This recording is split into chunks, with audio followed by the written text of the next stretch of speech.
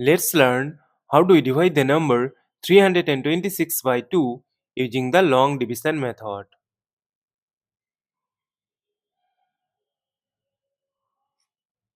Look that 2 times 1 is equal to 2. Subtract, we get 1. Now this 1 is less than 2. That is why we need to bring down this adjacent 2 beside this 1.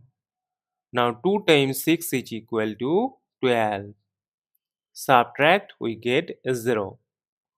Now this 0 is less than 2. So in this case, we will bring down this adjacent 6 here. Look that this is the number 6.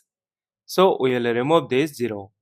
And we know that 2 times 3 is equal to 6. Subtract, we get 0. As we get the number 0 and we have no number to bring down here, so we will stop. Therefore, 326 divided by 2 is equal to this number 163.